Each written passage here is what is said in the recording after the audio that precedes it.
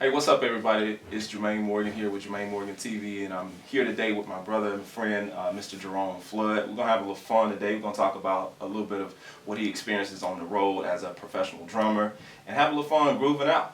Stay tuned.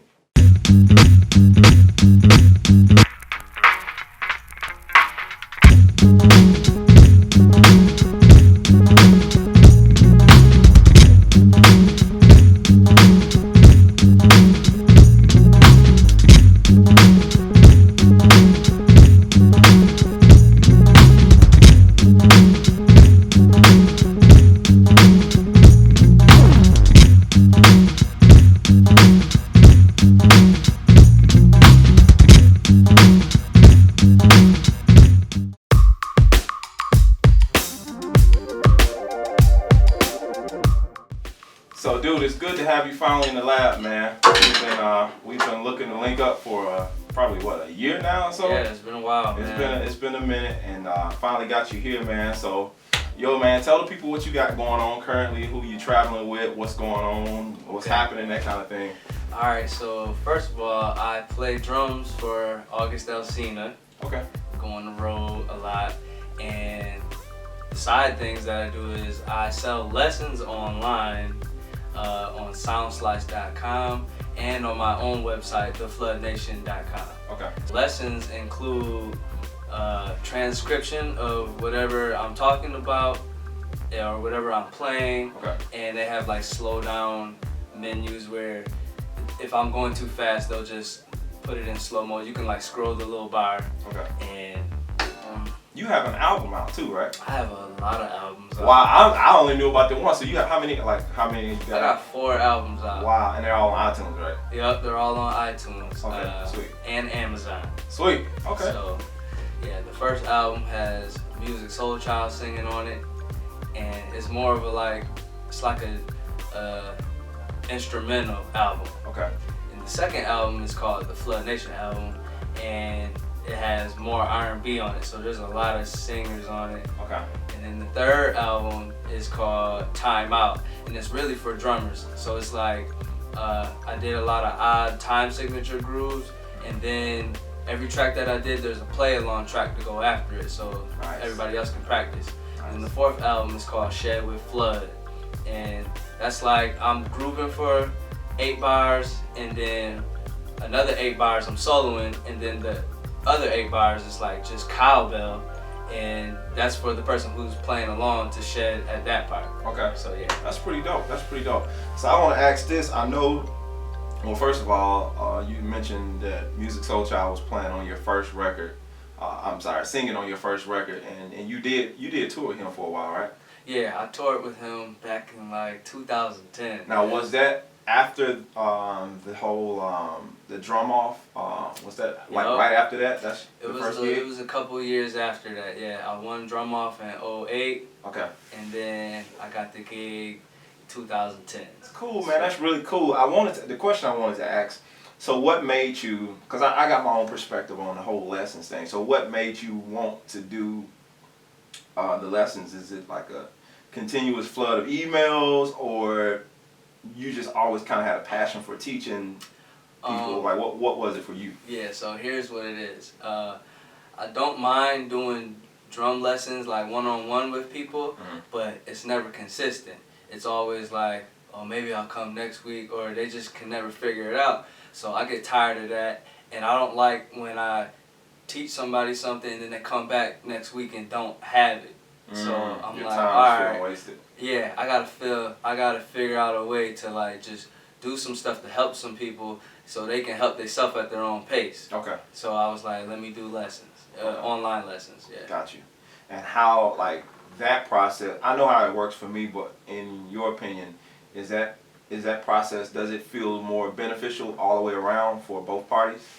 I think so, because the online lessons can offer more than I can at that point. Like, I can slow stuff down and write stuff out for you, but it's already right there, and you're watching it. You're watching the notes as I'm playing, so It's like it gives you an idea of what's going on, and in the future it'll help you be able to read faster and better.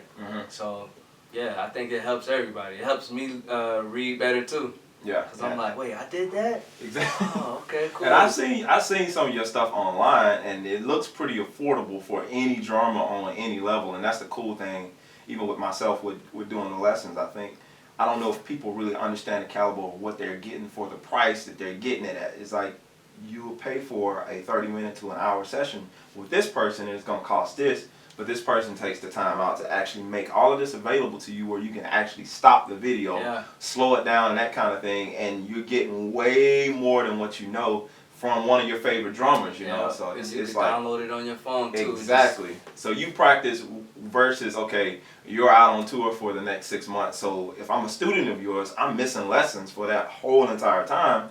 Whereas if I'm, subscribed as one of your members, I can keep getting the lessons every week or whenever you put them out, and I don't never have to miss a beat, and I'm right on it whenever you come back. Exactly. Yeah. So I think that's a really dope concept, man, and that's cool, man. That's some cool stuff that you got going on. Do you got any advice for upcoming drummers like that's trying to kind of follow slightly the path that you took? I would say my advice is you definitely have to practice every day. Like, I would give it at least 3 hours a day. Okay. And start trying to build your own brand. Don't just focus on playing for this artist and that artist, because, when you get to play for those artists, you'll see that it wasn't all that you thought it was going to be. Absolutely. So it's like you have to have your own brand, because once they, let you go from the gig, and it always happens, like, you'll be stuck, like, man, I'm just sitting here and all I got is church, and that's what, once or twice a week. Like, I need something else throughout the week, because you'll spend that money real quick. You know? So you gotta start building your own brand and just, keep it moving like that. Absolutely. So the last piece of advice I want to ask you, as far as something to give to up and coming musicians, I know you worked on some major stuff and you've worked with some major artists. Do you think, in your opinion, integrity might be a silly sounding question, but I think with this new generation of musicians that's coming up, I think that's starting to be something that's lost. Integrity, what's your take on that? Man, that's everything, really. Like, it's the reason why I still work with some of the people I work with, because first of all, they trust me, they trust my word, they know I'm not gonna lie, I show up on time, I'm always first. Like, I'm always first to rehearsal, first to the airport, first to sound check. I know all my material. Oh my goodness. Like that there right there is, dude, I can't even begin to talk about that one. Just knowing, being here in Atlanta and seeing so many people doing the professional musician thing, I kind of see a lot of times this slight sense of entitlement that people have, and it's like we're really quick to say what we don't like about the situation, especially if you're one of those people who are not giving 100% on the job. So when you made that point about knowing when to speak, knowing when not to speak, that's really, I guess I would call it musician etiquette. Like really knowing when to say something, like you're saying, knowing when to say something and when not to say something. There's a time that you need to speak up for yourself to make sure that people aren't taking advantage of you. But at the same time, you shouldn't always be the one to have something to say. Right. Coming across as a hothead, so to speak. Because here's another thing right here. Artist told me, I'm not going to say the name, but one artist told me, he was like, he kept it really real with me. He said, musicians are just the help. You're just the help. When it comes to the industry, you're just the help. So we can fire you tomorrow. So you got to like really be on your toes. You got to make yourself valuable, because they consider you just the help. Wow. Yeah. Wow. And that's another part about you gotta brand yourself, because when they think like that, that means you need to be making some other type of money. And I think that's the really, being a musician is like that thing that kind of makes you cringe, because a lot of these songs, a lot of the hit songs you hear wouldn't be what they are without certain elements of that song. You got some songs that are just great and the lyrics are great, but a lot of times these cats bring this demo, or you'll receive a demo and you listen to the demo, it sounds nothing like it do by the time you finish it, or the people that are in the session finish it, because it's a certain feel that the bass player gonna put to the song, the drummer, and all these different elements. But when it's viewed as it is now, that you're nothing more than just help. You have to make sure, like you're saying, you're bringing something valuable to the table, so people know if they decide to let you go, they actually feel the loss of you not being there. Exactly. You shouldn't be so easily replaceable. Mm-hmm. I guess long story short, that's what I'm saying. You shouldn't be so easily replaceable. Yeah, that's what it is. And there are a handful of cats that I know I can probably count up on one hand that I know personally like that. Like, okay, this cat, you're not gonna be able to replace this person, at all. Like, because they bring some not just playing, but their attitude, their playing, their professionalism, how they approach the situation, how they deal with other people, man. Mm-hmm. That's crucial, how you deal with other people, and being able to deal with other people with bad attitudes. Because you're going to deal with a lot of that being a professional musician. It's a lot of egos, you know, because you play on the stage, thousands of people are screaming, even if you're not the artist and you're just a drummer or keyboard player, you still got fans that are screaming for you. And so that ego, once you come off stage, can sometimes come, you know, when you're trying to talk and deal with people, and they have a Hollywood ego as if they're the artist, you know what I'm saying? So you have to know how to deal with those people. I done seen it all. Yeah, man. So, that's good stuff. That's, some of the stuff I wanted to ask, and hopefully some of you musicians out there can take away something from this guy. I've known him. He's always had a humble spirit ever since I've known him. I've known him for years, but we've never been close. We just now, over the last couple of years, developing a real cool relationship, but he's always been, I said that to say, even when I knew him off distance, he never had an arrogance about it. And he's always been a phenomenal player. And that's something that I do respect about you. Thanks a lot, man. So, yeah, man. All that being said, let's play some music. Hey. On the bridge, are you pushing or are you hitting on the down? Like, are you going, like, which one do you want to do? So I'm like. What were you doing? I was going, I think I was. Yeah, I like that.